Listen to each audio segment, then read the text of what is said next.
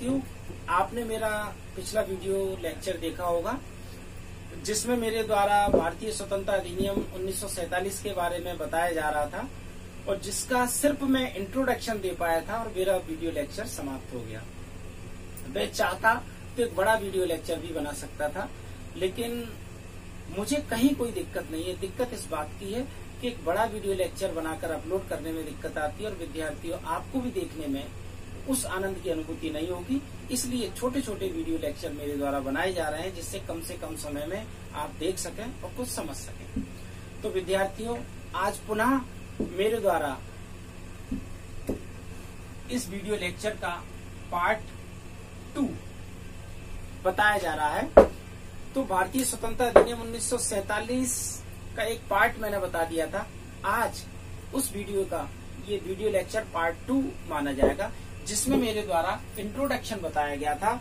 कि इंट्रोडक्शन में ये बताया था मैंने कि भारतीय स्वतंत्रता अधिनियम 1947 क्यों बना, क्या कारण था। तो ये चीज मैंने बता दी थी। इसमें मात्र भारतीय स्वतंत्रता अधिनियम में मात्र 20 धाराएं थी। एक छोटा सा अधिनियम था और इस छोटे से अधिनियम की प्रायोरिटी ये थी कि इसमें ये साबित किया गया था कि आज दिनांक इतने को यानी कि 15 अगस्त 1947 को ब्रिटिश सरकार द्वारा भारतीय स्वतंत्रता अधिनियम लागू किया गया और भारत के संबंध में सारे दस्तावेज और सारी शक्तियां भारतीय प्रतिनिधियों को सौंप दी गई है और आज से भारतीय सरकार का भारत का संचालन भारत के प्रतिनिधि करेंगे। ब्रिटिश सरकार आज से खत्म।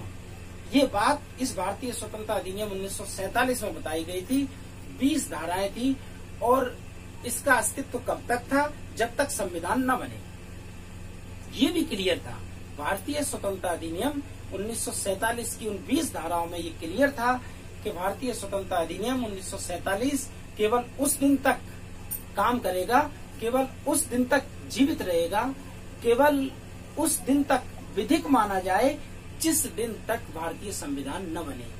जिस दिन भारतीय संविधान बन जाए और बनकर लागू होगा, जैसे ही भारतीय संविधान लागू होगा वैसे ही भारतीय स्वतंत्रता अधिनियम ऑल्सो रिपील्ड, यानी कि स्वतः ही निश्चित समझा जाए। इसे रिपील्ड करने की जरूरत नहीं है, डिक्लेरेशन की जरूरत नहीं है, घोषणा करने की जरूरत नहीं है। जैसे ही भारतीय संविधान लागू होगा एक और दूसरे ओर ये अपने आप निश्चित समझा जाए। विद्यार्थियों, मुझे लगता है इंट्रोडक्शन आपके समझ में आ गया होगा और introduction he main important point of independence act of India 1947। Second point पर बात करते हैं अब हम। सेकेंड पॉइंट में इसमें बताया गया है मेन प्रोविजन यानी मुख्य प्रावधान। फर्स्ट, डबल इंडिपेंडेंस स्टेट, दोहरी स्वतंत्र राज्य, दोहरे स्वतंत्र राज्य की स्थापना। Limits of each of state.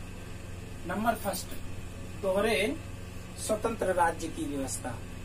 दोहरे स्वतंत्र राज्य की व्यवस्था से तात्पर्य है कि भारतीय स्वतंत्रता अधिनियम 1947 में ये बताया गया कि भारत जो एक नाम से पुकारा जाता था आज 2 राज्यों के रूप में बट गया है। इसका बंटवारा कर दिया गया है और 2 राज्यों के रूप में पुकारा जाएगा, जिसमें एक भाग को हम पाकिस्तान कहेंगे और एक को हिंदुस्तान या भारत कहेंगे।